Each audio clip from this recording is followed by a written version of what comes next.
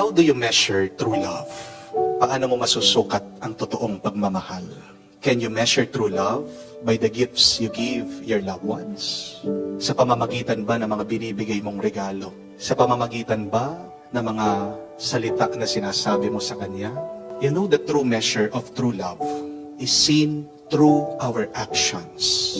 Because Saint Anthony says, actions speak louder than words. Ang tanong, anong klaseng kilos at gawa? They are kind acts. Remember that.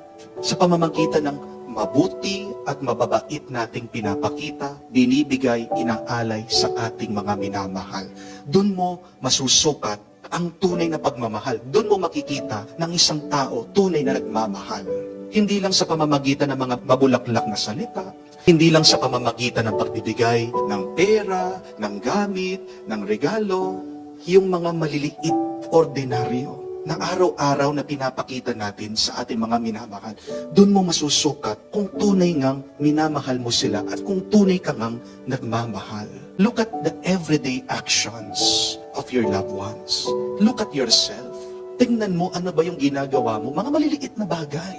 Mabait ka ba? Mabuti ka ba sa kanila? O minsan, napapasama ka doon sa iyong ginagawa sa kanila. It's not about the words Hindi naman tungkol yan doon sa salita. Hindi naman yan tungkol doon sa binibigay mo. Pero, tingnan mo, sa pamamagitan ng pagsasalita mo, sa pamamagitan ng ginagawa mo, how do you make them feel? That's a very important question. Ano yung nararamdaman nila pag sasalita ka sa kanila? Ano yung nararamdaman nila pag may ginagawa ka? At ito yung magandang tanong. Do they feel good? Mabuti ba yung kanilang nararamdaman? Hindi lang po yung masaya. At tingnan mo, nung sa ginagawa mo, napapaganda mo ba yung karanasan nila? O maganda ba sila? Kasi, ang tunay na nagmamahal, pag nagmahal siya, gumaganda yung minamahal niya. Amen? At pag nagmamahal ka din, gumaganda ka, gumagwapo ka rin. Di po ba? The one who loves, the one who truly loves, remember this, 8 beautiful things.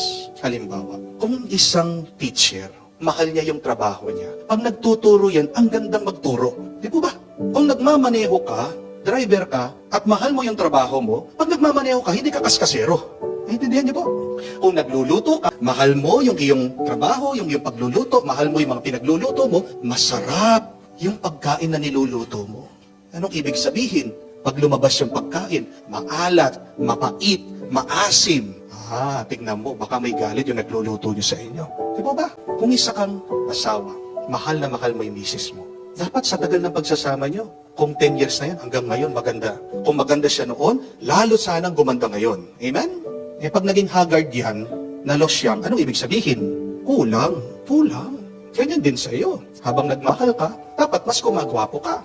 Pero kabaliktaran, di po ba? Nangyayari sa napakaraming mag-asawa. Dati, nung pagkakasal nila, Instagrammable. Ngayon, ewan, stressful ang itsura. Ang tunay na nagmamahal, maganda ang pinapakita, napapaganda ang mga bagay, ang mga tao sa kilos at gawa niya. Amen? Kaya nga, dito sa nabasa nating kwento, alam na alam mo, itong babae, nagdala ng pabango. No? Ito pong si Maria, nagdala ng pabango, binigay kay Jesus. 1 litro daw, binuhos paa niya. Alam mo na tunay siyang nagmamahal. Kasi ginawa niya yun. Para sa kanya, hindi sayang yan Kasi gusto kong mabango ang aking minamahal at ginagalang. Ito naman si Judas, walang pagmamahal. Kasi sabi niya, sayang, dapat ibenta natin yan. Sayang pera, dapat ibigay natin sa mga mahihirap. Paano naman yung iyong minamahal? Ano yung binigay mo sa kanya para mapaganda siya, para mapabuti siya? Bakit merong mga tao na tumitigil magmahal? Unang dahilan, kasi nag-expect sila ng kapalit. They stop loving because they expect something in return. Hindi binigay. Nag-alay ka, binaliwala, hindi binalik sa iyo. Merong mga iba, ayaw na magmahal, tumigil na sa pagmamahal. Bakit? Kasi nagbigay, sinayang yung pagmamahal. 10 years na nagsasama, pinagpalit sa iba. Araw-araw na nagtatrabaho, nagtitiis kahit na mag-overtime, nagtiis na mag-abroad, lumayo sa pamilya. Pag-uwi dito, mabibigla, pinagpalit na lang sa iba. Sayang. Sinayang yung kabutihan, sinayang yung sakripisyo. Ayaw na magmahal. Pero bakit meron mga iba ayaw magmahal? Kasi they stop choosing to love. Pag pinipili mo kasing magmahal ka, kahit na sabihin mo, hindi na ibalik sa iyo yung pagmamahal mo. Pag pinipili mong magmahal, kahit na sabihin mo, sinayang niya yung pagmamahal na binigay mo, magpapatuloy ka pa rin magmahal. Because love is a choice. Remember that. Love is not a feeling. Love is always a choice. Tingnan niyo po kayong mga grandparents, mga lolo at lola na. Di ba? Pag bibigyan mo ng pagkain yung apo mo, tatapon yan. Minsan di man uubusin. Kaya yung mga ibang lola, lolo, lola, tumataba. Bakit? Sasabihin, sayang, ako na lang kakain. Ano? Pero there are hard feelings. Kahit na sinayang, kahit na tinapon, kahit na binaliwala. Bakit yung mga lolo't lola, di ba? Kahit na anong gawin ng apo, mahal na mahal pa rin. Ay, love ko to.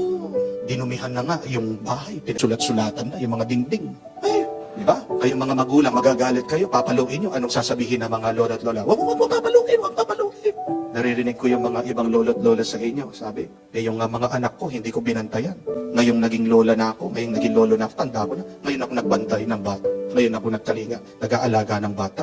Kahit na nagbasag yan ng baso, ng pinggan, kahit na nagkalat yan sa bahay, bakit kaya mo pa rin mahalin? Bakit kaya mo pa rin patawarin? It is not because of what they do. It is because of what you choose. Pinili mo pa rin na kahit na anong gawin, mahal ko yan. Bakit meron mga iba tumitigil sa pagmamahal nila? Kasi tumigil sila sa pagpili na mamahalin kong taong ito na nakasakit sa akin. A lot focus on the pain, on the hurt of the relationship. That is why they stop. But the only remedy there are two things. First, the Spirit of God. Tandaan po natin, pag nandyan ang Espiritu ng Diyos, may Espiritu ng pagmamahal. Pag nandyan ang Espiritu ng Diyos, kaya mo magpatawad, kaya mo magpasensya, kaya mo magtiis. Kaya kung nasasaktan ka, nakikita mo sinasayang yung pagmamahal na binigay mo, always pray, always pray. And you can love that person who have hurt you. But secondly, continue to be kind. Ang pagmamahal, hindi mo mahihiwalay yan sa kabutihan, sa kabaitan. Love, kindness always goes hand in hand. Pag wala yung kabaitan, pag wala yung kabutihan sa pagmamahal, that love will dry up, that love will disappear. It will not become true love. Ang kasabihan nga, the true measure of love is to love without measure. Amen? The true measure of love is to love without measure. Ang tunay na sukat ng pagmamahal ay yung magmahal kang walang sukat. Walang timbang, walang pangungwenta. So ask yourself that question. How am I loving? And how am I in my loving? Kumusta na ako sa aking pagmamahal sa aking pamilya? Nagiging mabuti ba ako? Napapaganda ba ang aking pagkatao? O napapalala ako? Napapasama ako? Bakit nagsasawa na ako sa aking pagmamahal, sa aking pagbibigay? Baka naman, tinitignan mo yung nasasayang. Baka naman, nakikita mo, naghihintay ka ng kapalit sa ginagawa mo. Pagpagod ka ng magmahal, magdasal ka, at pagpatuloy mong maging mabuti. Huwag kang maghintay ng kapalit. Dahil ang pinakamasarap na karanasan ay yung nagmamahal ka, nagbibigay ka na walang kapalit. Yun lang nagmamahal ka, gantimpala na yan, premyo na yan, grasya na yan. Kaya nga ipagdasal natin, kamukha ng ating Panginoon, na piliin natin palaging magmahal. Love with kindness, you will become happy and your lives will become beautiful.